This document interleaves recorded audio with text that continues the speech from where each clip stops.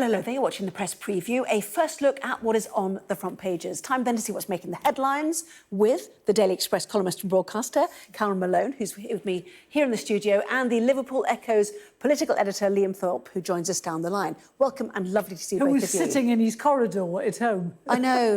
Well, why? Yes, where are you? Should we ask?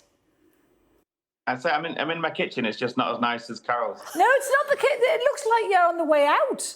It looks like there's the door. Carole, he can't help his kitchen. Anyway, to the papers. Liam, you can formulate your answer in a minute. Anyway, front pages first. The Eye, leading with the disruption likely to be caused by the decision to close all unsafe school buildings with suspect concrete in danger of collapse. The Guardian describes the situation as the new school year is about to start as chaos. Same lead for the Daily Telegraph, which calls it the return of lockdown. The Times says head teachers were only told about the closures at the very last minute. The Express asks why, if the problem has been known about for so long, it took 5 years to act. The Daily Mail leads with news of the latest doctors' strike to be called, with the headline, "How callous can you get?" The Metro covers the death of 22-year-old volunteer soldier Sam Nui in Ukraine. The headline, "Brit gave his life to stop Putin." The Financial Times reporting on ethical concerns surrounding the Indian conglomerate Adani, in particular the alleged links between its founder and the country's Prime Minister Narendra Modi. Well, more papers still to come in, no doubt. A reminder, though, for now, scan that QR code you'll see on screen during the programme. You can check out the front pages of the papers while you watch us and listen to our guests. So let's head straight to Liam Thorp and Carole Malone. Liam, why don't you kick off then? At the 11th hour, these schools being told they have to close because of the fear of this aerated concrete. The question of why such urgency so late for many people. I think that's the big question that's going to be asked of the government here. That we're just on the eve of the new autumn term starting. There's parents getting their kids ready for school, new kids starting new schools, all the nerves that come with that, and suddenly we're facing this crisis. And I think it is a pretty major scandal that, as you say, we could result in thousands of pupils across England already who could face either homeschooling or disrupted learning because of what's going on, what's been found by the government. The question is, and the unions are asking, why it's taken so long and why they've had to wait just until the eve of the new term, because these concerns around the material used in the schools have actually been known for some time. It's this kind of material it was used to build schools both in the 50s and in the 90s. And the problem now is it's facing a kind of sudden potential collapse, which is obviously extremely dangerous. And the scary thing is that while 150 schools have been immediately identified, many of them haven't had the surveys done yet. So unions have described this as the tip of the iceberg. So many more schools could be closed across the country. And the disruption that will have, particularly when you think about what many of these kids have been through already, who went through the pandemic and are still trying to catch up with the learning that they missed during the pandemic, could be life-changing, really. And I think that there is a major scandal here, and the government has dropped the ball. Yeah, and parents who can't get to work because they're at home with the kids. Testing myself here, reinforced autoclaved aerated concrete is the problem, or rack. The problem is, it was back in the late 1990s that we first heard that this had no great life expectancy. So, given not all schools have been surveyed, they went back to 2018 when part of a school collapsed in Kent, luckily at a weekend. There is a slowness to this, isn't there? It's more than that. I mean, this concrete was used in the 50s and 60s, and so the fears were growing over the decades on that. And as you just said there, in 1990, it came to a head. The governments, and you can't just blame the Tories, subsequent governments have known about this. And it just seems astonishing to me that there were 154 schools that were earmarked to be fixed immediately. Now, 52 of those have already been fixed. But it strikes me as quite bizarre that if we knew there were another 100 and odd to be done, why weren't they doing it at the start of the school holidays when the schools were closed? I mean, this is, as you just touched on there, Anna, this is going to put parents into chaos. It's going to make them furious and desperate all at the same time, because they're going to have to scramble around making alternative childcare arrangements when they don't have time. Some schools go back on Friday. I mean, this is outrageous.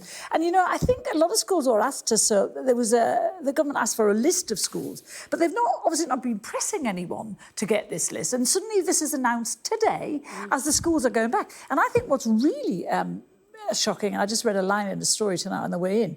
It says that schools are having to foot the bill for the relocation costs themselves. It's not their fault. But there seems to be some confusion about that. The Department for Education press release said it would be funded, but the guidance gone out to schools suggested they would have to find money for their temporary accommodation. So they can't buy books, never mind temporary accommodation. So this is a whammy for everyone on every single count. And what it means is, is if our kids hadn't had enough disruption to their learning, in the pandemic, this is going to be, I think the Telegraph has described it as lockdown returns, the schools shut over fears of collapse. This means that a lot of kids are going to go back to online learning again, and we saw how disastrous that was. The results are still being felt 2-3 years later.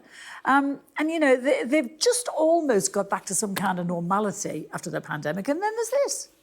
It's crazy. Yeah, and the suggestion was there was new evidence. I did read one suggestion that officials had found potential disintegration in this aerated concrete, which had not actually shown any signs. So even the bit that looks OK isn't OK kind of thing. But who knows what the new evidence is, which would explain this sort of urgency. Looking at the newspaper, thousands of children face homeschooling. The Daily Telegraph, lockdown returns as schools shut over fears of collapse. The Guardian, school chaos as buildings are shut over collapse fears. I mean, all the schools around me open tomorrow, even though there's an inset day, so the teachers were due in at least. And, it's just the proximity to the start of term which makes this so extraordinary, Liam. Yeah, as Carole says, they have had the perfect time to investigate this. Schools are closed for 6 weeks over the summer. So for school leaders and teachers to be getting this information literally a day or days before they're opening for the new term, and all the stress and the worry that comes with that anyway is unbelievable, really. And the unions are saying that time has been squandered while the government tried to kind of effectively hide or keep away the reality of what was going on.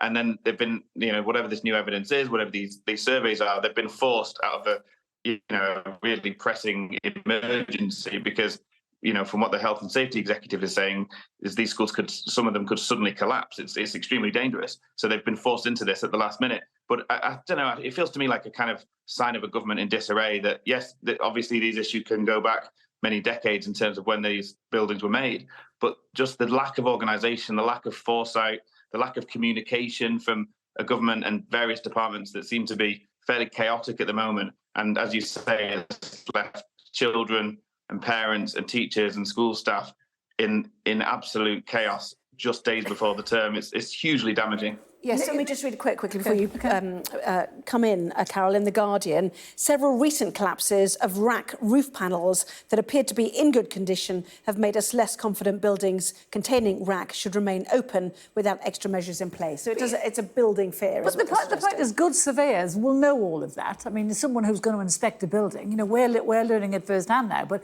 good surveyors will know all that, and they should have been sent in before. But Liam's right, this adds to the narrative that nothing works in this country. The planes don't work, the trains don't work, the schools aren't working. And it just, we don't seem to, this used to be a country where things got done right, and it just doesn't feel like that anymore. And it feels like no one gives a stuff if they're done right or not either. And I just think the mess over this is going to be one of the biggest stories of the next week, I think, because this disruption is catastrophic for families, for kids, for schools themselves, for the teachers. It's catastrophic. And we'll talk a little bit later about the rotation of secretaries of state as well, which we've seen quite a lot of recently too. In the meantime, let's head to the doctor strike. Not any old doctor strike, let's be honest about it. This is a whopper, isn't it, Liam? With both junior doctors and consultants coordinating their action. Yeah, and it's as you say, it's a big one. It is an escalation. It's the first time that junior doctors and consultants have gone out at the same time. And it is, as it is intended to do, it's going to put enormous pressure on the NHS. And, I know me and Carole are going to disagree wholeheartedly about this. But one thing we will agree on is that it will cause a lot of pressure on the NHS and it will lead to further missed appointments. The consultants and the junior doctors both believe that their pay and their terms have been eroded massively over the last 10 years or so. And while a lot of people say, well, doctors earn good money, and particularly consultants who can earn, very good money, they have to dedicate their lives to this. And they believe that the conditions are such that people are no longer entering the profession. We've seen time and time again, the NHS is absolutely on its knees. I've reported constantly on the grim situation in our hospitals. And part of the problem here is that people aren't just being attracted anymore to work in the NHS when they can go and get much better terms abroad. I was speaking to a consultant recently who said he could go and earn much more money in America or Australia than what he can earn here, and that is a real problem. It's not just about the money that they can take themselves, it's about attracting new people to the profession. But Liam, that applies to almost every job. You go to America, you can get more for being a journalist if you go to America. It applies everywhere. You know, presumably they didn't just come into the profession to earn shed loads of money. You know, we keep talking about how badly they're paid. You know, the doctors are holding up the sign that says, you know, £14 an hour or something. You know, let's be really clear about what junior doctors get. At the end of the first year, they're on 37 grand a year, which isn't bad. At the end of the second year, they're on 43 grand, which is actually 10% more than the average wage. So it's not terrible. And within 5 years, they're on between 56 and 63 grand. Still with the title of junior doctor. In Britain with the longest training. That's sort of the point, isn't it? And I know a large portion of the salary is on their pension, which is generous. Well, their pension is hugely generous. They get 20% of their salary goes into their pension, when the average is 5% for everyone. So it's not a bad job. And the more experience they get, when they're earning this between 56 and 63, they've still got the word junior doctor in their name. When they get on to be more senior than that,